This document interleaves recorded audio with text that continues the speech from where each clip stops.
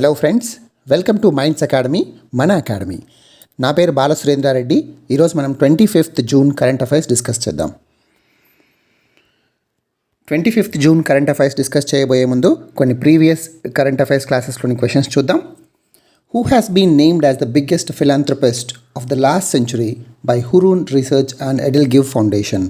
So Hurun లేదా Hurun research and EdelGive foundation వీళ్ళిద్దరూ కలిసి చేసినటువంటి ఈ సర్వేలో బిగ్గెస్ట్ ఫిలాంథ్రపిస్ట్గా భారతదేశానికి చెందినటువంటి జంషెడ్జీ టాటా గారు పేరు పొందారు. అంటే ఈయన గత శతాబ్దంలో ఎక్కువగా ప్రపంచవ్యాప్తంగా అందరికంటే కూడా ఎక్కువగా దానాలు ఇచ్చారు, వితరణ చేశారు. ఎంత అంటే అరౌండ్ $102.4 బిలియన్ ఈయన దానం చేశారు. సెకండ్ ప్లేస్లో ఎవరు? బిల్ గేట్స్ ఉన్నారని చెప్పి మనం డిస్కస్ చేశాం. Second question, which team is the winner of ICC world test championship? So ICC world test championship ఎప్పటి నుంచి ఎప్పటి వరకు జరిగింది? 2019 నుంచి 2021 వరకు జరిగింది. ఇది first ICC world test championship. ఇందులో విజేతగా నిలిచింది ఎవరు? న్యూజిలాండ్. అండ్ ఫైనల్లో ఇండియా ఓడిపోయింది, మనందరికీ తెలుసు. Who has been named as the chairman of task force of mission కర్మయోగి?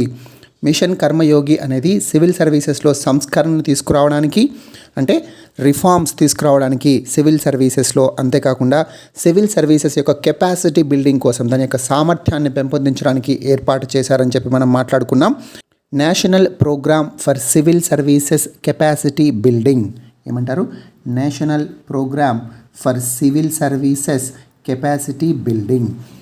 ఈ ప్రోగ్రామ్నే మిషన్ కర్మయోగి అంటారు. దీనికి సంబంధించినటువంటి ఒక టాస్క్ ఫోర్స్ చైర్మన్గా ఎవరు ఎన్నిక కాబడ్డారు అంటే షిబులాల్, ఎస్డి షిబులాల్. ఈయన ఇన్ఫోసిస్ యొక్క మాజీ CEO, previous CEO of Infosys SD Shibulal గారు ఎన్నిక కాబడ్డారు chairman of the task force on. యాక్చువల్గా ఈ టాస్క్ ఫోర్స్ దేనికి సంబంధించింది? కర్మయోగి భారత్ అనేటువంటి స్పెషల్ పర్పస్ వెహికల్కి సంబంధించింది. దేనికి సంబంధించింది? కర్మయోగి భారత్, కర్మయోగి భారత్. సో ఇదొక special purpose vehicle. At which research farm first ever GM rubber sapling was planted in India? భారతదేశంలోనే ప్రపంచంలోకెల్లా మొట్టమొదటిసారి జిఎం రబ్బర్ శాంప్లింగ్ని నాటారు. ఎక్కడ? అస్సాం యొక్క రాజధాని అయినటువంటి గౌహతి అవుట్స్కట్స్లో ఉన్నటువంటి సరుతారి రీసెర్చ్ ఫార్మ్. చాలా ఇంపార్టెంట్ అండి. సో అస్సాం యొక్క రాజధాని అయినటువంటి గౌహతి అవుట్స్కట్స్లో ఉన్నటువంటి సరుతారి రీసెర్చ్ ఫార్మ్, ఇది రబ్బర్ బోర్డుకి చెందినటువంటి research farm, Sarutari rubber board research farm. ఇందులో first ever GM rubber sampling, genetically modified rubber ప్లాంట్ని మొట్టమొదటిసారిగా నాటారు. ఎందుకు ఈ అస్సాంని ఎంచుకోవాల్సి వచ్చింది? అసలు ఈ జెనెటికలీ మాడిఫికేషన్ లేదా జెనెటిక్ మాడిఫికేషన్ ఎందుకు చేశారు? రబ్బరు కోల్డ్ వెదర్లో సరిగా పెరగలేదు, దానికి గ్రోత్ ఉండదు. నార్త్ ఈస్టర్న్ రీజన్లో ఎక్కువగా కోల్డ్ పీరియడ్ ఉంటుంది కాబట్టి సంవత్సరంలో ఈ రబ్బర్ యొక్క పెంపకం దానివల్ల ఆగిపోతుంది. కాబట్టి కోల్డ్ క్లైమాటిక్ కండిషన్స్ని తట్టుకునే విధంగా జెనెటిక్ మాడిఫికేషన్ చేశారు. ఏ జీన్ ఇన్సర్ట్ చేశారని మాట్లాడుకున్నాం? MNSOD అని మనం మాట్లాడుకున్నాం. MNSOD అంటే manganese containing super oxide dismutase. Manganese containing super oxide dismutase దీన్ని ప్లాంట్లో ఇన్సర్ట్ చేశారు. ఎందుకు? To bear severe cold conditions in north eastern region. ఎక్కడ దీన్ని డెవలప్ చేశారు? కేరళలోని rubber research institute of India. So ఈ rubber research institute of India కేరళలోని కొట్టాయంలో ఉంది. అండ్ మనం రబ్బర్ బోర్డు కూడా కొట్టాయంలో ఉంది, కేరళలో మాట్లాడుకున్నాం head office. And rubber board యొక్క చట్టబద్ధ సంస్థ, స్టాచ్యుటరీ బాడీ అని చెప్పి మనం మాట్లాడుకున్నాం rubber board. And who is the executive director and chairman of rubber board? Doctor KN Raghavan. As per which section of RPA 1951 there are exceptions to the rule of conducting by-elections within 6 months? సాధారణంగా by elections లేదా ఎవరైనా non MLA కనుక మంత్రిగా కానీ ముఖ్యమంత్రిగా కానీ ఉంటే వాళ్ళు 6 నెలల లోపల ఎమ్మెల్యేగా అపాయింట్ కాబడాలి. అయితే రిప్రజెంటేషన్ ఆఫ్ పీపుల్స్ యాక్ట్ 1951లోని సెక్షన్ 151A ప్రకారం దీనికి 2 మినహాయింపులు ఉన్నాయి. ఒకటేంటి? తన యొక్క పదవీ కాలం 1 సంవత్సరం కంటే తక్కువగా ఉంటే ఎలక్షన్స్ జరపాల్సినటువంటి అవసరం లేదు.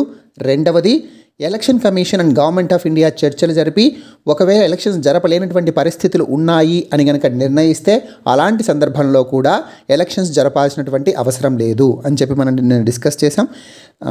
ఏ కాంటెక్స్ట్లో, ఏ న్యూస్ కాంటెక్స్ట్లో ఇది డిస్కస్ చేసాం? ఉత్తరాఖండ్ సీఎం తీరత్ సింగ్ రావత్ గారి యొక్క 6 నెలల సమయం ముగుస్తోంది సెప్టెంబర్ 10 నాటికి. సో ఈలోపు ఎలక్షన్స్ జరగాలి. కానీ ఉత్తరాఖండ్ గవర్నమెంట్ 2017 నుంచి ఉంది. దాని యొక్క పదవీ కాలం సంవత్సరానికి మించి లేదు, సంవత్సరం కంటే తక్కువే ఉంది. కాబట్టి ఎలక్షన్స్ జరుపుతారా లేదా అన్నటువంటి సందిగ్ధం గురించి మనం మాట్లాడుకున్నాం. కరెంట్ అఫైర్స్లోకి వెళ్తే ఈరోజు అనగా 25th June day of the seafarer, అంతర్జాతీయ నావికుల దినోత్సవం. Very important. Day of the seafarer అని కూడా అంటారు, DOS అని కూడా పిలుస్తారు. ఎప్పుడది 25 జూన్ ప్రతి సంవత్సరం జరుపుకుంటారు. Day of the seafarer దీన్ని ఎవరు జరుపుతారు? International maritime organisation. Very important. IMO conduct చేస్తుంది day of the seafarer. ఎందుకు ఇంటర్నేషనల్ మ్యారిటైమ్ ఆర్గనైజేషన్ ఈ అంతర్జాతీయ నావికుల దినోత్సవం లేదా day of the seafarer జరుపుతుంది? To pay respect to the seafarers and sailors. నావికులకు తమ యొక్క రెస్పెక్ట్ని అందించడం కోసం. అంటే నావికులు ప్రపంచం కోసం చాలా కష్టపడుతుంటారు. వాళ్ళ యొక్క కష్టాన్ని, వాళ్ళ యొక్క శ్రమను గుర్తించడం కోసం ఈ రోజున 25 జూన్ రోజున జరుపుకుంటారు. సో అంతేకాకుండా కోవిడ్-19 పాండమిక్ సందర్భంగా నావికులు చాలా ఫ్రంట్ లైన్ వారియర్స్ లాగా పనిచేశారు. ఏ రకంగా మీరు గుర్తు తెచ్చుకుంటే మనం సముద్ర సేతు 2 గురించి మాట్లాడాం. ఈ సముద్ర సేతు 2 ఆపరేషన్ ప్రకారం భారతదేశం 7 ఇండియన్ నేవల్ షిప్స్ని పంపించింది తన యొక్క మిత్ర దేశాల నుంచి కోవిడ్-19 రిలీఫ్ సప్లైస్ని తీసుకురావడం కోసం. కోవిడ్-19కి సంబంధించినటువంటి ఆక్సిజన్ సిలిండర్స్ కావచ్చు, మెడిసిన్స్ కావచ్చు, మెడికల్ సప్లైస్, ఇలా రకరకాల కోవిడ్-19 రిలీఫ్ మెటీరియల్ని తీసుకురావడం కోసం భారతదేశం ఆపరేషన్ సముద్ర సేతు 2 తరపున 7 ఇండియన్ నేవల్ షిప్స్ని పంపించింది. అవి సక్సెస్ఫుల్గా భారతదేశంలోని సెకండ్ వేవ్ వల్ల చాలామంది ఊపిరందక మరణిస్తూ ఉంటే ఆక్సిజన్ సిలిండర్స్ని చాలా దేశాల నుంచి అందించాయి. అంటే నావికులే చాలామందికి ఊపిరిలూదారు. So they are the real front line workers. ఈ ఫ్రంట్ లైన్ వర్కర్స్గా వాళ్ళు కోవిడ్-19 సమయంలో వర్క్ చేసినందుకు గాను వాళ్ళ యొక్క సేవలను గుర్తించాల్సినటువంటి ఆవశ్యకత ఇప్పుడు ఎంతైనా ఉంది 2021వ సంవత్సరానికి day of the seafarer సందర్భంగా. And what is the theme of 2021 Day of the Seafarer? Seafarers at the core of the shipping future. So theme very important. Seafarers at the core of the shipping future. So మనం ఎందుకని మాట్లాడుకున్నాం? To pay respect to the seafarers and sailors who help the entire world function by conducting sea transport. కోవిడ్-19 పక్కన పెడితే సాధారణంగా సముద్రయానం ద్వారా చాలా వాణిజ్యం జరుగుతుంది. పెద్ద పెద్ద కంటైనర్ షిప్స్ ద్వారా చాలా మెటీరియల్ కావచ్చు, సప్లైస్ కావచ్చు, and export material, import material, ఇవన్నీ కూడా ఈ షిప్స్ ద్వారానే జరుగుతుంది. సో ఇలా జరపాలి అంటే నావికులు ప్రధానం. వాళ్ళు వాళ్ళ కుటుంబాలకు దూరంగా, వాళ్ళ ప్రాణాలను పణంగా పెట్టి వాణిజ్యం కోసం కష్టపడుతుంటారు. ఎక్కడో దూరంగా సముద్రాల్లో కష్టపడతారు. ఒక తుఫాన్ వస్తే వాళ్ళు మరణిస్తారేమో తెలీదు, లేదా సముద్రంలో అక్కడ ఉన్నప్పుడు చాలా అనారోగ్యాలు వాళ్ళు పాలవుతారు. ఎందుకంటే అక్కడ వాతావరణం చాలా డిఫరెంట్గా ఉంటుంది. కాబట్టి ఇలా రకరకాల ఛాలెంజెస్ను వాళ్ళు ఎదుర్కొంటూ, ఎన్నో సవాళ్ళను ఎదుర్కొంటూ వాళ్ళ కుటుంబాలకు దూరంగా ప్రాణాలకు పణంగా పెట్టి సీఫేరర్స్ మన కోసం కష్టపడుతుంటారు. సో ప్రపంచం యొక్క వాణిజ్యాన్ని వీళ్ళు నడిపిస్తున్నందుకు వాళ్ళ సేవలను గుర్తించడం కోసం ఇంటర్నేషనల్ మ్యారిటైమ్ ఆర్గనైజేషన్ ఈ డేని జరుపుతుంది. World vitiligo day. So world vitiligo day అంటే మనందరికీ తెలుసు బొల్లి మచ్చలు లేదా బొల్లి, దీన్ని విటిలిగో అంటారు. సో వరల్డ్ విటిలిగో డేని 25th జూన్న జరుపుకుంటారు. సో ఎందుకు ఈ విటిలిగో డే నిర్వహిస్తారు అంటే విటిలిగోకి సంబంధించినటువంటి అవగాహనను అందరికీ అందించడం కోసం. అంతేకాకుండా విటిలిగోను ఒక సోషల్ స్టిగ్మాగా చూస్తారు అందరూ. ఎందుకు?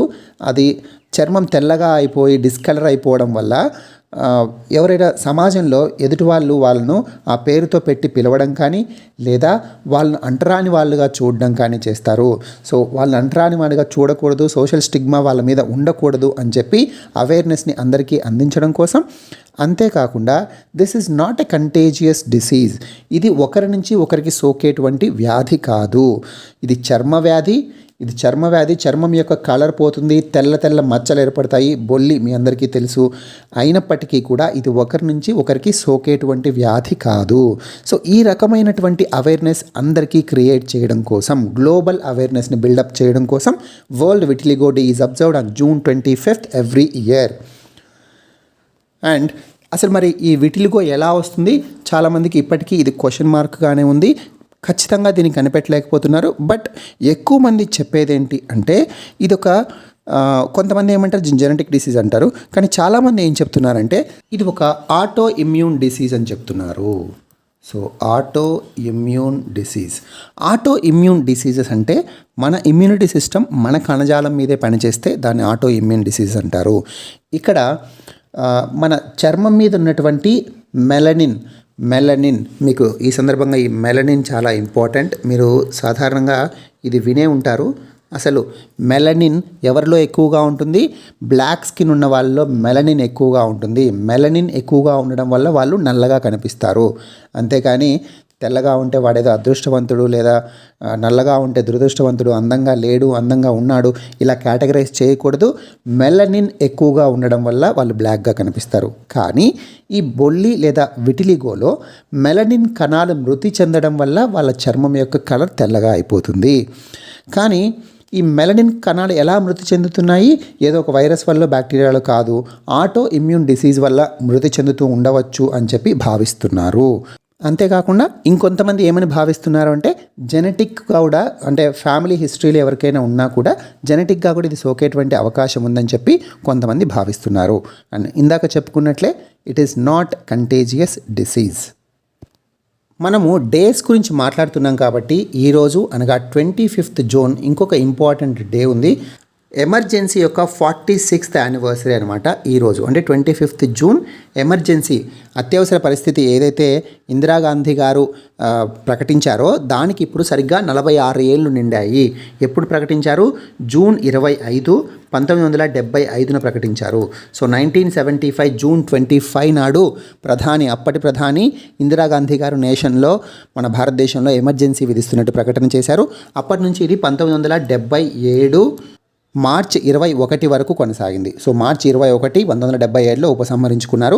సో దీన్ని చాలామంది ప్రజాస్వామ్య చరిత్రలో చీకటి రోజులుగా గుర్తిస్తున్నారు. ఎందుకంటే ఆ ఎమర్జెన్సీ టైంలో రకరకాల ఆంక్షలు విధించారు. చాలా రాష్ట్రాల యొక్క అసెంబ్లీస్ అన్నీ కూడా కేంద్రం యొక్క ఆధీనంలోకి వెళ్ళిపోతాయి. పౌరులకు హక్కులు లేకుండా పోతాయి. అపోజిషన్ వాళ్ళు చాలామంది అనుకున్నారు. దాక్కోవడానికి ప్రధానమైనటువంటి కారణం వాళ్ళను ఏ కారణం చెప్పకుండా కూడా జైల్లో వేయచ్చు ఎమర్జెన్సీ వల్ల. సో ఎమర్జెన్సీ ఏ ఆర్టికల్కి సంబంధించింది?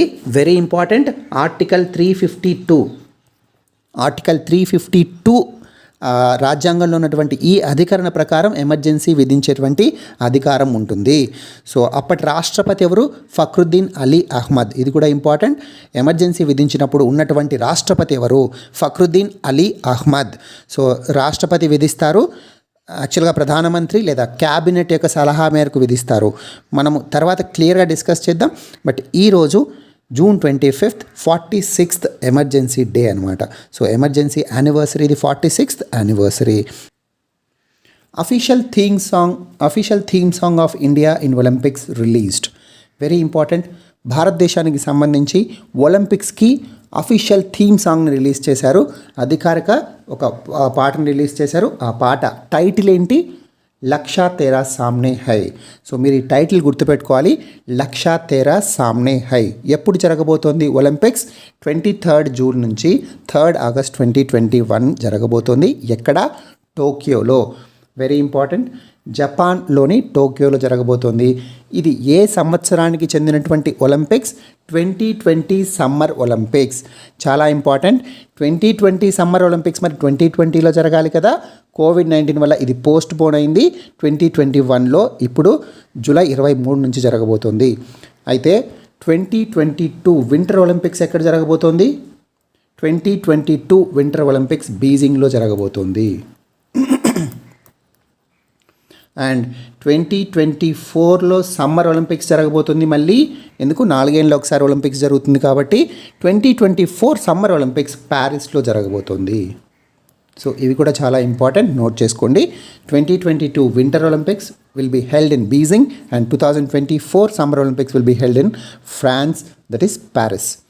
అయితే ఈ సాంగ్ లక్షా తేరా సామ్నే హై అయినటువంటి థీమ్ సాంగ్ని ఎవరు కంపోజ్ చేశారు? మోహిత్ చౌహాన్ గారు కంపోజ్ చేశారు అండ్ ఆయనే పాడారు. అండ్ ఈ ఈవెంట్ని ఎవరు ఆర్గనైజ్ చేశారు అంటే ఇండియన్ ఒలింపిక్స్ అసోసియేషన్ వాళ్ళు ఈ థీమ్ సాంగ్ని రిలీజ్ చేసేటువంటి ఈవెంట్ని ఆర్గనైజ్ చేశారు. ఈ ఈవెంట్లో మన స్పోర్ట్స్ మినిస్టర్ కిరణ్ రిజిజు గారు కూడా అటెండ్ అయ్యారు, చీఫ్ గెస్ట్గా అటెండ్ అయ్యారు. అంతేకాకుండా ఈ ఈవెంట్కి స్పోర్ట్స్ అథారిటీ ఆఫ్ ఇండియా యొక్క డైరెక్టర్ జనరల్ కూడా అటెండ్ అయ్యారు. So who is the director general of sports authority of India? Sports authority of India ఈ మధ్య ఒలింపిక్స్ జరుగుతున్నాయి కాబట్టి చాలా కాలంగా వార్తల్లో ఉంటుంది. సో అందువల్లే మనము స్పోర్ట్స్ అథారిటీ ఆఫ్ ఇండియా యొక్క డైరెక్టర్ జనరల్ని గుర్తుపెట్టుకోవాలి, Sandeep Pradhan. So Sandeep Pradhan is the director general of sports authority of India. And Indian Olympics association organise చేసింది అనుకున్నాం కదా. So who is the president of Indian Olympics association? Narayana Ramachandran. So ఈయన కూడా attend అయ్యారు ఈవెంట్కి. So Narayana Ramachandran is the president of Indian Olympics association and Sandeep Pradhan is the director general of sports authority of India. Sports authority of India గురించి మాట్లాడితే ఇది భారతదేశంలోనే apex national sports body అనమాట. అంటే మన భారతదేశంలోనే అత్యున్నత స్పోర్ట్స్ సంస్థ, స్పోర్ట్స్ బాడీ. అండ్ దీన్ని 1982లో ఏర్పాటు చేశారు. It was established in 1982. ఎవరు ఎస్టాబ్లిష్ చేశారు? అప్పుడున్నటువంటి ministry of youth affairs and sports, government of India establish చేసింది ఈ మంత్రిత్వ శాఖ, అంటే క్రీడల మంత్రిత్వ శాఖ ఎస్టాబ్లిష్ చేసింది. స్పోర్ట్స్ అథారిటీ ఆఫ్ ఇండియాకి 2 స్పోర్ట్స్ అకాడమిక్ ఇన్స్టిట్యూషన్స్ ఉన్నాయి, 11 రీజనల్ సెంటర్స్ ఉన్నాయి, 14 సెంటర్స్ ఆఫ్ ఎక్సలెన్స్ ఉన్నాయి. అయితే ఈ 2 స్పోర్ట్స్ అకాడమిక్ ఇన్స్టిట్యూషన్స్ ఇంపార్టెంట్. అవి ఎక్కడున్నాయి? పంజాబ్లోని పటియాలాలో Netaji Subhash national institute of sports, పంజాబ్లోని పటియాలాలో Netaji Subhash national institute of sports. And కేరళలోని తిరువనంతపురంలో Lakshmibai national college of physical education. So ఈ 2 కూడా sports academic institutions of sports authority of India. Sports academic institutions 2 మాత్రమే ఉన్నాయి భారతదేశంలో, ఇవి 2 అవి. National thermal power corporation, NTPC, మీ అందరికీ తెలుసు ఎన్టీపీసీ ఒక మహారత్న కంపెనీ. ఈ NTPC India's best employers among nation builders 2021గా గుర్తింపు పొందింది. సో ఈ India's best employers among national builders 2021ని ఎవరు రిలీజ్ చేశారంటే great places to work institute. So great places to work institute యొక్క సర్వే ప్రకారం India's best employers among nation builders 2021 ఏ సంస్థ? ఎన్టీపీసీ. ఇది ఒక ప్రభుత్వ సంస్థ, PSU, public sector unit. And ఈ great places to work institute India's top 50 best work ప్లేసెస్ని రిలీజ్ చేసింది. అందులో ఎన్టీపీసీ యొక్క ర్యాంక్ ఇంతకుముందు 47 ఉంటే, ఇంతకుముందు అంటే లాస్ట్ ఇయర్ 47 ఉండేది ఈ గ్రేట్ ప్లేసెస్ టు వర్క్ లిస్ట్లో. అండ్ ఇప్పుడు ఎన్టీపీసీ ర్యాంక్ ఇంప్రూవ్ చేసుకొని 38 అయింది. సో మీరు 38 గుర్తుపెట్టుకోవాలి. What is the rank of NTPC in great places to work list అంటే 38. And it is the India's best employers among nation builders 2021. This is a Maharatna company and 50 best work ప్లేసెస్లో ఇది 38th ప్లేస్లో ఉంది. And NTPC A ministry కిందకు వస్తుంది? Ministry of power కిందకు వస్తుంది. And who is the power minister? RK Singh. So power minister RK Singh లేదా Raj Kumar Singh. Very important. Power ministry of power is Raj Kumar Singh. దీని గురించి మనం నిన్న డిస్కస్ చేసాం. ఏంటిది? గ్రేట్ బ్యారియర్ రీఫ్ అని చెప్పి మాట్లాడుకున్నాం. ఇది ఎక్కడ ఉంటుందో కమెంట్ చేయమన్నాను. సో మీరు కరెక్ట్గా కమెంట్ చేశారు. ఇది ఆస్ట్రేలియాలో ఉంటుంది. సో ఆస్ట్రేలియాలో ఉన్నటువంటి గ్రేట్ బ్యారియర్ రీఫ్ ఈ మధ్య వార్తల్లో ఉంటుంది. ఎందుకోసం వార్తల్లో ఉంటుంది? యునెస్కో ఏమని చెప్పింది అంటే ఈ రీఫ్ని మేము world heritage sites in danger, very important, in danger. So in డేంజర్గా ఉన్నటువంటి లిస్ట్ కింద చేర్చబోతున్నాము. ఎందుకంటే ఆస్ట్రేలియా ఈ గ్రేట్ బ్యారియర్ రీఫ్ని మెయింటైన్ చేయడంలో ఫెయిల్ అయింది. సో అందువలన మేము ఇన్ డేంజర్ లిస్ట్ కింద పెట్టబోతున్నాము గ్రేట్ బ్యారియర్ రీఫ్ని అని చెప్పి అనౌన్స్ చేసింది యునెస్కో. అయితే ఆస్ట్రేలియా దీనికి రెఫ్యూట్ చేసింది. ఈ క్లెయిమ్స్ చాలా తప్పు, ఇది కేవలం ఒక పొలిటికల్ మూవ్ అని చెప్పి ఆస్ట్రేలియా చెప్తోంది. ఎందుకు ఇది పొలిటికల్ మూవ్ అంటోంది? ఇక్కడ చూస్తే మీరు UNESCO world heritage committee, so world heritage committee అనేది దాదాపు 21 దేశాల తో ఏర్పడినటువంటి కమిటీ అనమాట. ఈ 21 దేశాల వరల్డ్ హెరిటేజ్ కమిటీకి చైర్మన్గా ఎవరు ఉంటున్నారంటే చైనా. సో చైనా అధ్యక్షతన ఉన్నటువంటి వరల్డ్ హెరిటేజ్ కమిటీ కాబట్టి పొలిటికల్గా మమ్మల్ని డిగ్రేడ్ చేయడం కోసమే ఈ నిర్ణయం తీసుకుందని చెప్పి ఆస్ట్రేలియా వాదిస్తోంది. ఎందుకు? చైనాకు ఆస్ట్రేలియాకి ఈ మధ్య పడట్లేదు, మనందరికీ తెలుసు. అందుకే ముఖ్యంగా చైనాకు మనకు పడదు, ఇండియాకి పడదు, చైనాకి ఆస్ట్రేలియాకి పడదు, చైనాకు యుఎస్కి పడదు. అందుకే India, Australia, Japan and USA ఈ నలుగురు కలిసి క్వాడ్గా ఏర్పడ్డాయి. సో జపాన్కి కూడా చైనా అంటే పడదు. సో అందువల్లనే మమ్మల్ని పొలిటికల్గా డిగ్రేడ్ చేయాలని అనుకుంటున్నారు అని చెప్పింది. దానికోసం ఆస్ట్రేలియా ఏమని వాదించింది అంటే మొత్తం 83 న్యాచురల్ వరల్డ్ హెరిటేజ్ సైట్స్ ఉన్నాయి. ఈ 83 న్యాచురల్ వరల్డ్ హెరిటేజ్ సైట్స్ కూడా క్లైమేట్ చేంజ్ యొక్క ఇంపాక్ట్కి గురవుతున్నాయి. So there are 83 natural world heritage properties facing climate change threats.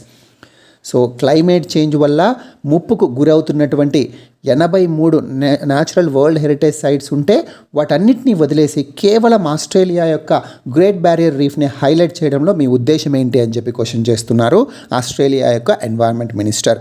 దీనికి ఆపోజిట్ క్లెయిమ్స్ ఏం చెప్తున్నారు అంటే ఆస్ట్రేలియా యొక్క 2019లో ఆస్ట్రేలియా యొక్క రీఫ్ అథారిటీ అంటే ఈ గ్రేట్ బ్యారియర్ రీఫ్ని ఎవరైతే మెయింటైన్ చేస్తుంటారో ఆ రీఫ్ అథారిటీనే దీని యొక్క పొజిషన్ని డిగ్రేడ్ చేసింది, డౌన్ గ్రేడ్ చేసింది. సో దానివలన ఆస్ట్రేలియానే ఒప్పుకున్నట్టు అవుతుంది ఈ రీఫ్ యొక్క కండిషన్ ఏం బాగలేదని చెప్పి. ఈ పొజిషన్ ఎక్కడి నుంచి ఎక్కడికి డిగ్రేడ్ చేసింది, డౌన్ గ్రేడ్ చేసింది అంటే పూర్ నుంచి వెరీ పూర్కి డౌన్గ్రేడ్ చేసింది, పూర్ నుంచి వెరీ పూర్ అని డౌన్గ్రేడ్ చేసింది. సో అంతేకాకుండా ఆస్ట్రేలియాలో ఉన్నటువంటి ఎన్విరాన్మెంటలిస్టులు కూడా, పర్యావరణవేత్తలు కూడా గ్రేట్ బ్యారియర్ రీఫ్ని ఆస్ట్రేలియా సరిగా మెయింటైన్ చేయట్లేదు, దాని యొక్క పొజిషన్ ఇప్పుడేం బాగాలేదు అని చెప్పి చాలామంది విమర్శిస్తున్నారు. ఈ గ్రేట్ బ్యారియర్ రీఫ్ ఇలా పాడైపోవడానికి కారణం ఏంటి? పాడైపోవడం అంటే ఇది ఒక కోరల్ రీఫ్. మీకు ఎన్విరాన్మెంట్లో వినే ఉంటారు కోరల్ రీఫ్ అంటే ఇందులో కోరల్ పాలిప్స్ ఉంటాయి. పాడైపోవడం అంటే ఈ కోరల్ పాలిప్స్ చనిపోతాయి, అందువల్ల డిస్కలరేషన్ కూడా జరుగుతుంది, అంటే కలర్ కూడా కోల్పోతాయి. అందుకే వీటిని ఆల్గల్ బూమ్స్ అంటారని చెప్పి మీరు వినుంటారు.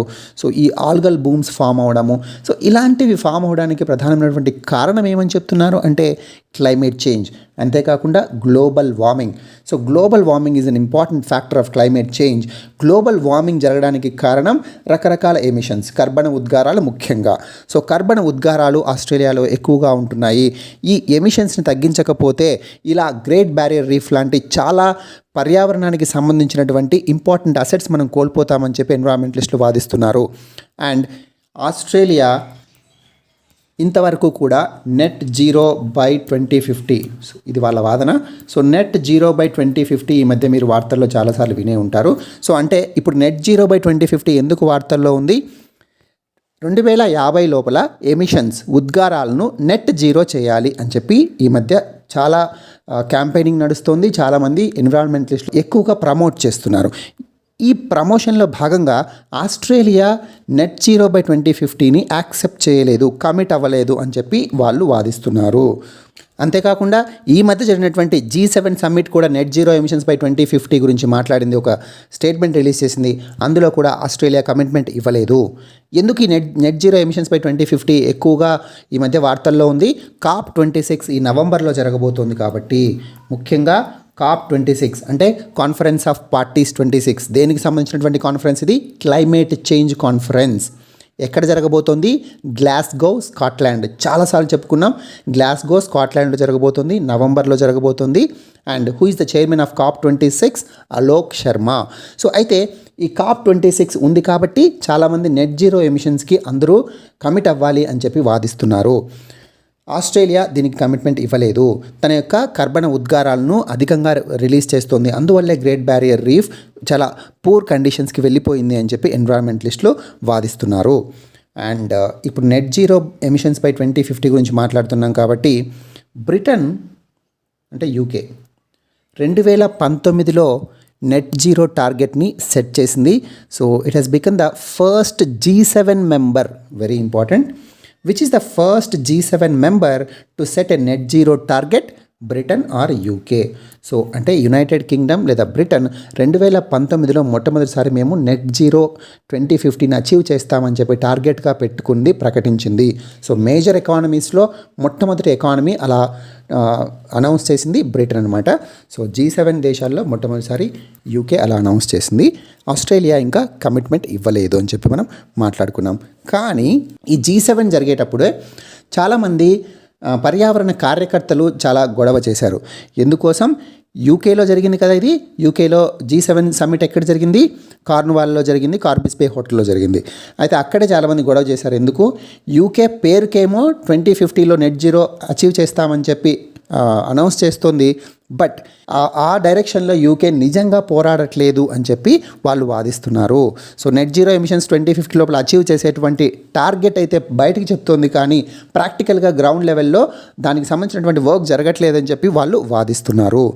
సో ఇది కూడా మనం చూసాం. G7 సమ్మిట్ జరిగేటప్పుడు వార్తల్లో నిలిచింది యూకే ఈ విషయమై. So net zero by 2050. So Australia refuse to commit net zero emissions by 2050. And ఈ నెట్ జీరో ఎమిషన్స్ బై 2050 సంబంధించి IEA ఇంటర్నేషనల్ ఎనర్జీ ఏజెన్సీ ఒక రిపోర్ట్ని రిలీజ్ చేసింది. ఆ రిపోర్ట్ ప్రకారం 2050 లోపు దీన్ని అచీవ్ చేయడం, సాధించడం పాసిబుల్ అవుతుంది, సాధ్యమవుతుంది. కాకపోతే చాలా కష్టపడాలి అందరూ. చాలా నేరో రీజన్, నేరో డెసిషన్స్ మాత్రమే వీలవుతాయి. ఎందుకంటే నెట్ జీరో సాధించాలి అంటే ఇండస్ట్రియలైజేషన్ను either తగ్గించాలి, లేదా ఎంత ఇండస్ట్రియలైజేషన్ పెరిగితే దానికి తగ్గట్టు పర్యావరణ అనుకూలమైనటువంటి నిర్ణయాలు తీసుకోవాలి. సో అసలు నెట్ జీరో అంటే ఏంటి? మనం చాలాసార్లు డిస్కస్ చేసాం. నెట్ జీరో అంటే పూర్తిగా కార్బన్ ఎమిషన్స్ కానీ లేదా ఇతర గ్రీన్ హౌస్ గ్యాసెస్ ఎమిషన్స్ని కానీ జీరో చేయడం కాదు. So this is not making zero all the carbon emissions or emissions of greenhouse gases. So this is not the concept. Concept ఏంటి అంటే, ఒక దేశం నెట్ జీరో ఎమిషన్స్ని సాధించింది అంటే, సపోజ్ జస్ట్ ఉదాహరణ తీసుకుంటున్నాను, 10 టన్నుల కార్బన్ డైఆక్సైడ్ రిలీజ్ చేసేటువంటి ఒక ఇండస్ట్రీ ఎస్టాబ్లిష్ చేసింది అనుకుందాం. ఆ ఇండస్ట్రీ నెట్ జీరో ఎమిషన్స్ని సాధించాలి అంటే ఈ 10 టన్నుల కార్బన్ డైఆక్సైడ్ని అబ్జార్వ్ చేసుకునేటువంటి ఒక మెకానిజంని రూపొందించాలి. ఎయిదర్ ప్లాంటింగ్ ట్రీస్, ఫారెస్ట్లను డెవలప్ చేయడం, లేదా మీ అందరికీ తెలుసు కార్బన్ సీక్వెస్ట్రేషన్ అని ఒకటి ఉంది. రకరకాల మెటీరియల్స్ ఉంటాయి కార్బన్ అబ్జర్వ్ చేసుకునే మెటీరియల్స్. అంతేకాకుండా కొన్ని టైప్ ఆఫ్ రాక్స్, కొన్ని రకాల రాళ్ళు కూడా కార్బన్ని అబ్జర్వ్ చేసుకుంటాయని చెప్పి అంటుంటారు. సో అలాంటివి డెవలప్ చేయడం, లేదా మొక్కలు ఎక్కువగా నాటడం, లేదా అట్మాస్ఫియర్లో ఉన్నటువంటి ఈ గ్యాసెస్ని అబ్జర్వ్ చేసుకున్నటువంటి టెక్నాలజీస్ని ఉపయోగించి కార్బన్ క్యాప్చర్ చేయడం, కార్బన్ని స్టోరేజ్ చేయడం. మీకు అందరికీ మనం సముద్రాల పునర్నిర్మాణం గురించి మాట్లాడేటప్పుడు కూడా డిస్కస్ చేసాం.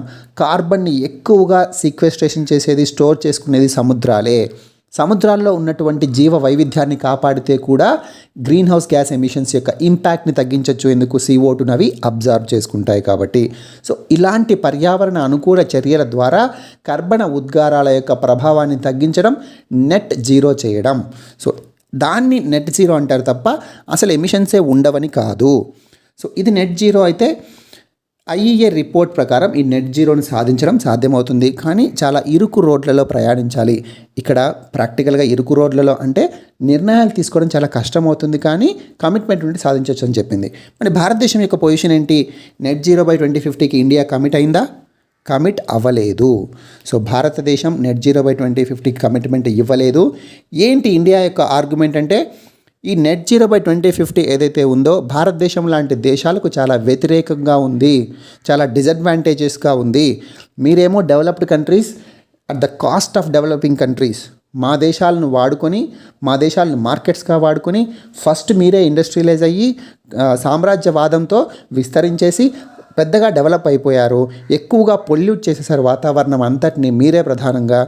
మిగతా డెవలపింగ్ కంట్రీస్ కానీ ఆఫ్రికన్ నేషన్స్ కానీ ఏవైతే ఉన్నాయో అసలు పొల్యూషన్ చాలా తక్కువ చేశారు ఇంతకుముందు. అంటే మీరు ఎప్పుడైతే డెవలప్ అవుతూ ఉన్నారో, మరి ఇప్పుడు మేము డెవలప్ అవ్వాలంటే ఖచ్చితంగా పొల్యూషన్ జరుగుతుంది.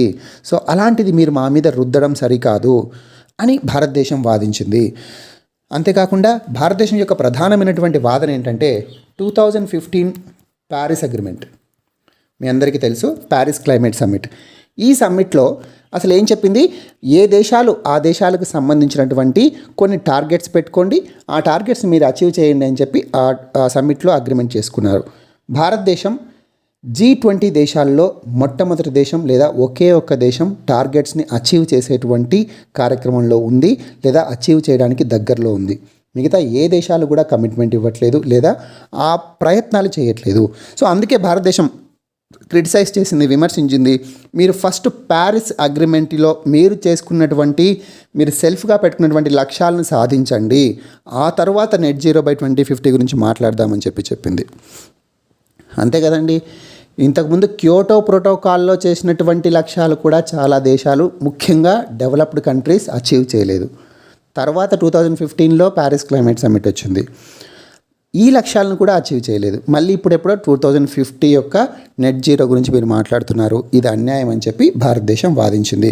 మేము కూడా దీనికి ఏం వ్యతిరేకించట్లేదు, 2050 లేదా 60 లోపల మేము కూడా అచీవ్ చేస్తాం, but we won't commit to that. So మేము కమిట్మెంట్ ఇవ్వము అని చెప్పి భారతదేశం చెప్పింది. ఒక క్వశ్చన్ చూద్దాం. Which the following statements are correct about the great barrier reef? Great barrier రీఫ్కి సంబంధించి క్రింది వాటిలో ఏ స్టేట్మెంట్ కరెక్ట్ అని అడుగుతున్నాడు. The reef structure is composed of and built by billions of tiny organisms known as coral polyps. మనం ఇందాక చూసాం, కోరల్ పాలిప్స్తోనే కొన్ని బిలియన్స్ కోరల్ పాలిప్స్తో ఈ రీఫ్ స్ట్రక్చర్ అనేది నిర్మించబడి ఉంటుంది. Exactly correct.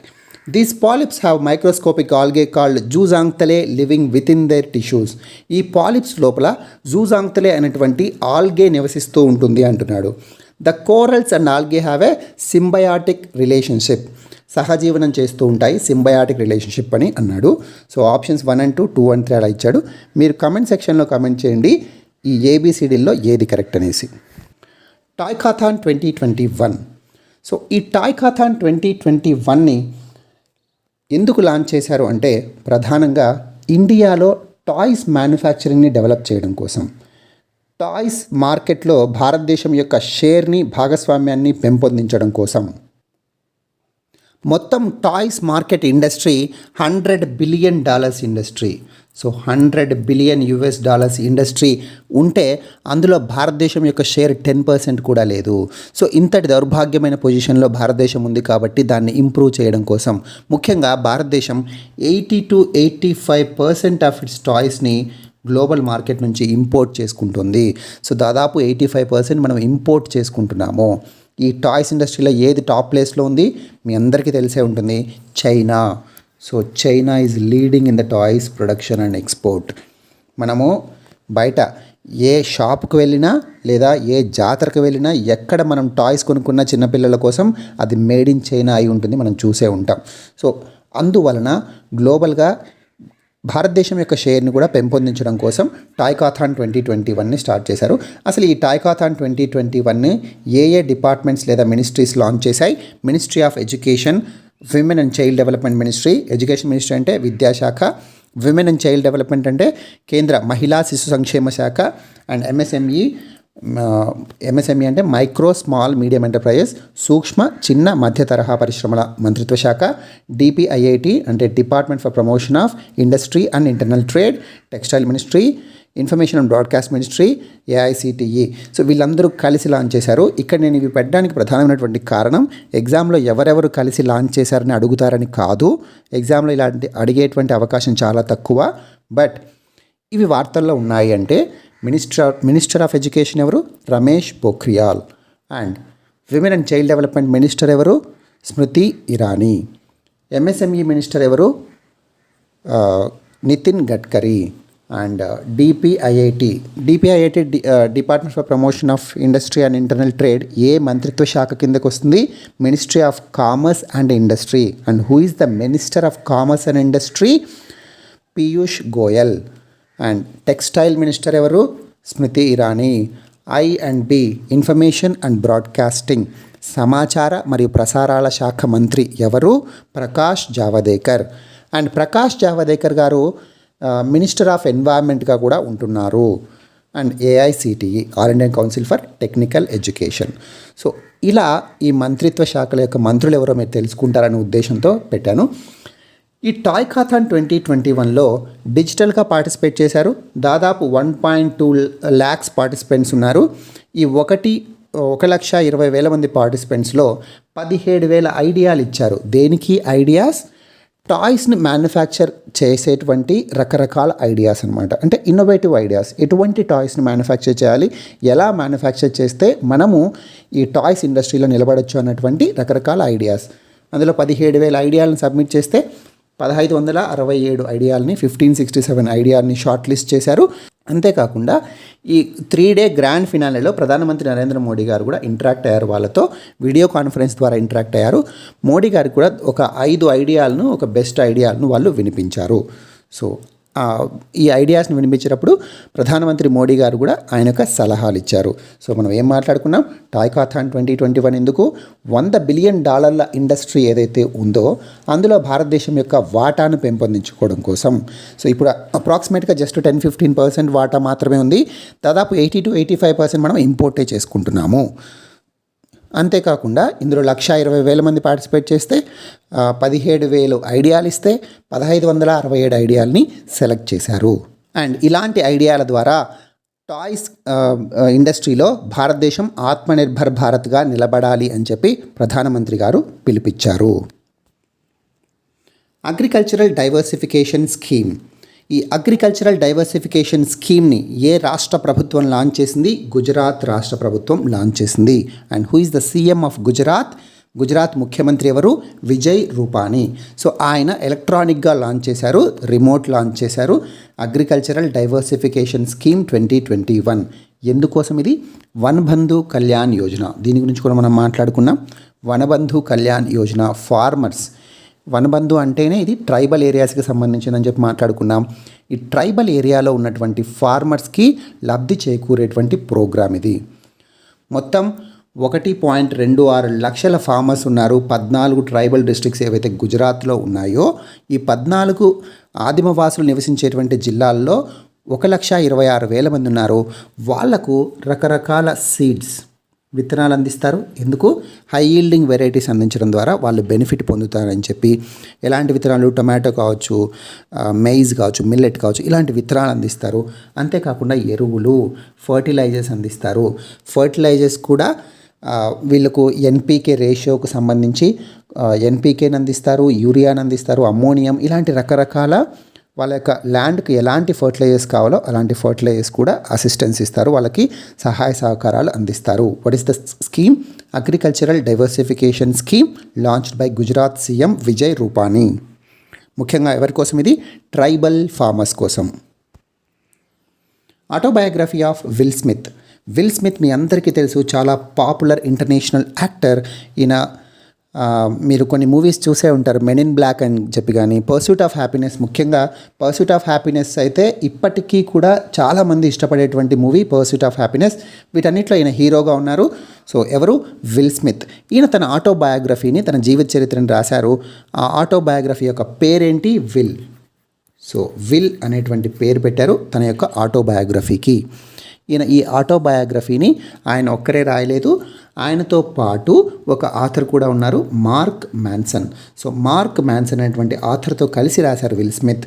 దీన్ని ఎవరు పబ్లిష్ చేస్తున్నారు? పెంగ్విన్ ప్రెస్ వాళ్ళు పబ్లిష్ చేస్తున్నారు. దీని యొక్క పేరేంటి? విల్.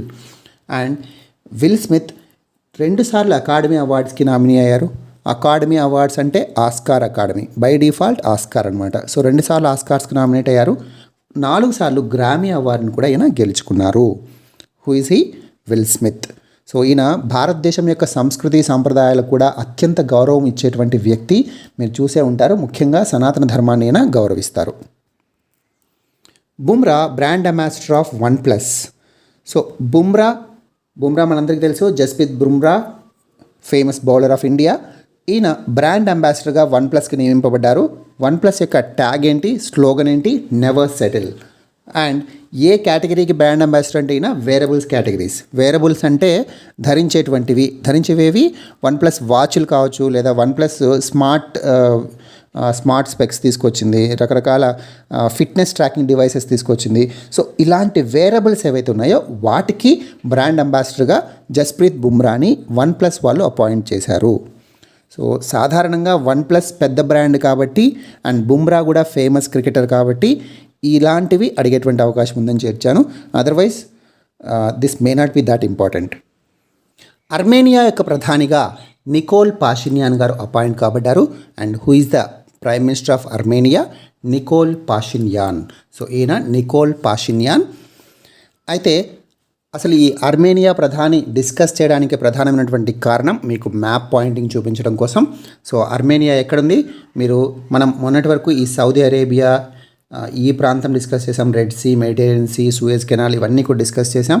అండ్ ఇక్కడ దీని కింద హార్న్ ఆఫ్ ఆఫ్రికా కూడా డిస్కస్ చేసాం, ఒమాన్, సౌదీ అరేబియా కింద ఉన్నటువంటి యెమెన్ అన్నీ కూడా డిస్కస్ చేసాం.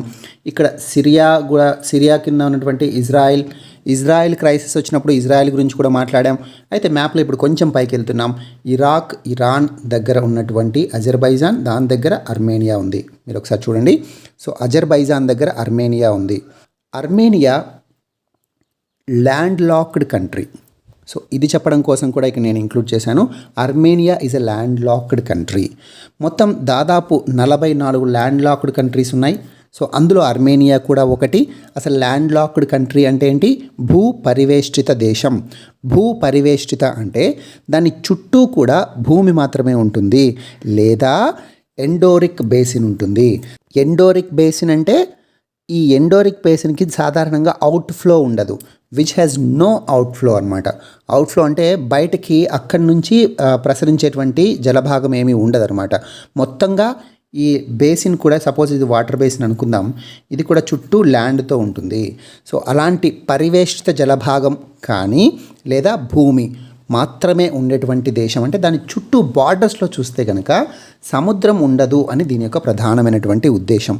కేవలం ల్యాండ్ లాక్డ్గా ఉంటుందంటే కేవలం భూభాగం ఉంటుంది, లేదా ఎండోరిక్ బేసిన్ ఉంటుంది. సో అలాంటి దేశాలను ల్యాండ్ లాక్డ్ కంట్రీస్ అని అంటారు. So Armenia is a land locked country. And what is the capital of Armenia? Yerevan. ఇక్కడ మీరు చూస్తే అర్మేనియా ఒక ల్యాండ్ లాక్డ్ కంట్రీ అని అర్థమవుతుంది. దాని చుట్టూ కూడా భూ ప్రాంతాలు మాత్రమే ఉన్నాయి, దేశాలు ఉన్నాయి. సో అజర్బైజాన్, జార్జియా, టర్కీ ఇవి ఉన్నాయి. సో అండ్ ఇక్కడ ల్యాండ్ లాక్డ్ అర్మేనియా అని మీకు క్లియర్గా అర్థమవుతుంది. అండ్ ఇక్కడ చూస్తే కాస్పియన్ సీ, ఈ ఏరియా గురించి మాట్లాడుతున్నాం కాబట్టి బ్లాక్ సీ, కాస్పియన్ సీ ఈ రెండింటి గురించి మాట్లాడదాం ఈరోజు. బ్లాక్ సీ నిన్న వార్తల్లో నిలిచింది. దేనికోసం? యూకేకి చెందినటువంటి ఒక షిప్, ఒక నౌక బ్లాక్ సీలో రష్యా యొక్క భూభాగానికి వచ్చిందని చెప్పి రష్యా ఆ షిప్ను వెంబడించింది. చాలా కాల్పులు జరిపింది ఆ షిప్ వెంబడి. ఎందుకు? రష్యా ఏమని క్లెయిమ్ చేస్తుంది? యూకేకి చెందినటువంటి షిప్ మా అంతర్గత జలభాగంలోకి వచ్చింది, మా వాటర్ ఏరియాలోకి వచ్చింది, అందువల్లనే మేము వాటిని తరిమేశాము, ఆ షిప్ని తరిమేశాము, కాల్పులు జరిపాము, బాంబులు వేశామని చెప్పి రష్యా చెప్పింది. But UK denied this. UK ఈ రష్యా యొక్క స్టేట్మెంట్స్ ఏవైతే ఉన్నాయో దాన్ని ఒప్పుకోలేదు, మా షిప్ ఏవి అలా వెళ్ళలేదు అని చెప్పి యూకే చెప్పింది. సో అందువల్ల బ్లాక్ సీ న్యూస్లో ఉంది. అంతేకాకుండా ఇప్పుడు అజర్బైజాన్ దగ్గర లేదా అర్మేనియా దగ్గర కాస్పియన్ సీ ఉంది కాబట్టి, అండ్ నిన్న మనం కజకిస్తాన్, తజికిస్తాన్, తుర్క్మెనిస్తాన్ ఇవన్నీ గురించి డిస్కస్ చేశాం కాబట్టి సెంట్రల్ ఏషియన్ కంట్రీస్, ఈ సెంట్రల్ ఏషియన్ కంట్రీస్కి బార్డర్గా ఉన్నటువంటి కాస్పియన్ సీ గురించి కూడా మాట్లాడదాం. అండ్ ఇరాన్ గురించి కూడా మాట్లాడాం. ఇరాన్ న్యూక్లియర్ డీల్ గురించి కూడా చాలా రోజులుగా మనం మాట్లాడుతున్నాం. అయితే కాస్పియన్ సీ అంటే ఈ కాస్పియన్ సీ పరివేష్టిత జలభాగం. ఎందుకు పరివేష్టిత? దీని చుట్టూ కూడా ల్యాండే ఉంటుంది, అందుకే దీన్ని ఎండోరిక్ సీ లేదా ఎండోరిక్ బేసిన్ అని పిలుస్తారు. కాస్పియన్ సముద్రాన్ని కొంతమంది లేక్ అంటారు, కొంతమంది సముద్రం అంటారు. సో సరస్సు అని కొంతమంది, సముద్రం అని కొంతమంది అంటారు. సో మీరు అంటే అసలు కాస్పియన్ సీ ఆర్ లేక్ అంటే it's a controversy. Caspian Sea చుట్టూ ఉన్నటువంటి దేశాలు కూడా ఈ కాంట్రవర్సీని ఇంకా సెటిల్ చేయలేదు. వాళ్ళు కొంతమంది సముద్రం అంటే, కొంతమంది ఇది ఒక లేక్ అని చెప్పి డిస్ప్యూట్ చేస్తున్నారు. అసలు ఎందుకు ఇది పొలిటికల్గా డిస్ప్యూట్ చేస్తున్నారు?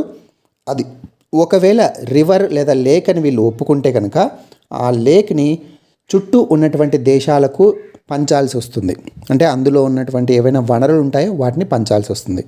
ఒకవేళ అది సముద్రం అయితే ఐక్యరాజ్య సమితి యొక్క లా ఆఫ్ సీ ప్రకారం, అన్క్లాస్ అని మనం మాట్లాడుకున్నాం కదా, UNCLOS. సో ఈ లా ప్రకారమే దాంట్లో ఉన్నటువంటి వనరులు అవి వాడుకోవాల్సి ఉంటుంది. సో ఈ డిస్ప్యూట్ ఇంకా తేలలేదు.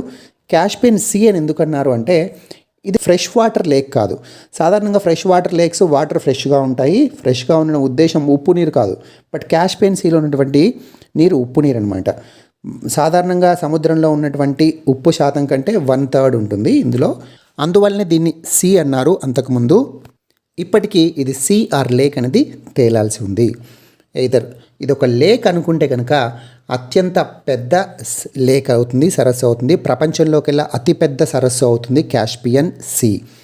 అండ్ ప్రపంచంలోకెల్లా అతిపెద్ద మంచినీటి సరస్సు లేదా ఫ్రెష్ వాటర్ లేక్ ఏది అంటే బైకాల్ సరస్సు. మీ అందరికీ తెలిసి ఉంటుంది. సో బైకాల్ సరస్సు ప్రపంచంలోకెల్లా అతిపెద్ద సరస్సు, అంటే అది ఫ్రెష్ వాటర్ లేక్. అండ్ మీరు కమెంట్ చేయండి, what is the world's deepest lake? ప్రపంచంలోకెల్లా డీపెస్ట్ లేక్ ఏంటో కూడా కమెంట్ చేయండి. Baikal is the largest fresh water lake అని మాట్లాడుకున్నాం. అయితే Caspian sea is the largest lake or largest inland sea. Caspian sea యొక్క బార్డర్స్ చూస్తే, క్యాస్పియన్ సీ బార్డర్ కంట్రీస్ ఏవి, సరిహద్దు దేశాలు ఏవైనా ఎగ్జామ్లో అడుగుతూ ఉంటారు. అంటే పలానా దేశం సరిహద్దు దేశమా కాదా అన్నటువంటి డెసిషన్ మనం తీసుకోవాల్సి వస్తుంది ఎగ్జామ్స్లో. సో అలాంటి వాటి కోసం చూస్తే ఇరాన్, సో ఇరాన్ బార్డర్గా ఉంది. And Turkmenistan border, and Kazakhstan ఇక్కడ బార్డర్ కంట్రీగా ఉంటుంది. అజర్బైజాన్ కూడా బార్డర్ కంట్రీగా ఉంటుంది. అండ్ ఇక్కడ చూస్తే ఇది Russia. So Russia, Iran, Azerbaijan, Turkmenistan, Kazakhstan. So ఈ 5 దేశాలు క్యాస్పియన్ సీ సరౌండింగ్ కంట్రీస్ అనమాట. అండ్ అందువల్లనే చుట్టూ కంట్రీస్తోనే ఉన్నటువంటి జలభాగం కాబట్టి ఇది పరివేష్టిత జలభాగం అని కూడా పిలుస్తారు. అండ్ క్యాస్పియన్ సీ ప్రపంచంలోకెల్లా లార్జెస్ట్ ఇన్లాండ్ సీ. అండ్ మనం బ్లాక్ సీ గురించి కూడా మాట్లాడుకున్నాం. ఇక్కడ చూస్తే ఇక్కడ బ్లాక్ సీ ఉంటుంది. సో బ్లాక్ సీ మెడిటరేనియన్ సీలోకి ఎంట్రన్స్ ఉంది మీరు చూస్తే కనుక. సో అయితే బ్లాక్ సీ యొక్క బార్డర్స్ కూడా ఒకసారి చూద్దాం. బ్లాక్ సీ కూడా వార్తల్లో ఉందని మాట్లాడుకున్నాం కదా. సో బ్లాక్ సీ బార్డర్స్ చూస్తే, so this is black sea, Georgia, Turkey, Bulgaria, Romania, Ukraine and Russia. So ఈ భాగం చూస్తే మీరు ఇది క్రిమియన్ పెనిన్సులా. ఈ క్రిమియన్ పెనిన్సులాని లేదా క్రిమియాని రష్యా ఆక్యుపై చేసింది మీ అందరికీ తెలుసు. So what are the borders? Turkey, Bulgaria, Romania, Russia, Georgia and Ukraine. So these are the borders of black sea. Next న్యూస్లోకి వెళ్తే John McAfee. So John McAfee, ఈయన మెకఫీ యాంటీవైరస్ యొక్క ఎస్టాబ్లిషర్ అనమాట. అంటే మెకఫీ యాంటీవైరస్ని స్టార్ట్ చేసినటువంటి, launch చేసినటువంటి person John McAfee. ఈయన larger than life software mogul అని చెప్పి రైటర్స్ రాశారు. ఎందుకు? మెకఫీ యాంటీవైరస్ చాలా ఫేమస్ యాంటీవైరస్ అండ్ ఆ కంపెనీని స్టార్ట్ చేసినటువంటి ఆయన కాబట్టి. అంతేకాకుండా సాఫ్ట్వేర్ ఇండస్ట్రీలో ఒక వెలుగు వెళ్ళినటువంటి పర్సన్ జాన్ మెకఫీ. కాకపోతే ఆయన ఇప్పుడు సూసైడ్ చేసుకుని మరణించారు. ఎక్కడ? స్పెయిన్లో ఉన్నటువంటి బార్సిలోనాలో ఒక ప్రిజన్లో, ఒక జైల్లో ఆయన మరణించారు. ఎలా మరణించారు అంటే ఆయన ఉరి వేసుకొని మరణించారు అనమాట. సో యాక్చువల్గా ఈయన ట్యాక్స్ ఎవేషన్ ఛార్జెస్ వల్ల అమెరికా నుంచి తప్పించుకొని తిరుగుతున్నారు, ఫ్యూజిటివ్గా ఉన్నారు. మీ అందరికీ తెలుసు ఎకనామిక్ ఫ్యూజిటివ్ అనేటువంటి టర్మ్ భారతదేశంలో కూడా ఉంది. భారతదేశానికి చెందినటువంటి మెహుల్ చోక్సీ కానీ, నీరవ్ మోదీ కానీ, విజయ్ మాల్యా కానీ వీరందరూ కూడా ఫ్యూజిటివ్స్. ముఖ్యంగా ఎకనామిక్ ఫ్యూజిటివ్స్. ఎందుకు? బ్యాంకులకు డబ్బులు ఎగ్గొట్టి వాళ్ళు తిరుగుతున్నారు. అయితే ఈయన అమెరికాకి ట్యాక్స్లు, పన్నులు ఎగ్గొట్టారని చెప్పి ఈయన మీద ఆరోపణలు ఉన్నాయి. దానికి సంబంధించి స్పెయిన్ కోర్టు ఏమని తీర్పిచ్చిందంటే ఈయన అమెరికాకు అప్పచెప్పాలని చెప్పి తీర్పిచ్చింది. అమెరికాకు అప్పచెప్పితే కనుక నా వయసు ఇప్పుడు 75 సంవత్సరాలు, నా మీద ఉన్న ఛార్జెస్ ప్రూవ్ అయితే దాదాపు నా జీవితాంతం కూడా నేను జైల్లోనే గడపాల్సి వస్తుంది అన్నటువంటి ఒక నిరాశ, నిస్పృహలో ఆయన లోనైనట్టున్నారు. అంతేకాకుండా దాదాపు 9 నెలలు ఈ బార్సిలోనా ప్రిజన్లో ఆయన ఉన్నారని చెప్తున్నారు. అందువల్లే ఆయన డిప్రెషన్కి గురయ్యి ఉరి వేసుకొని మరణించి ఉండవచ్చు అని చెప్పి కొందరు అభిప్రాయపడుతున్నారు. సో హూ ఈజ్ ఈ? John McAfee.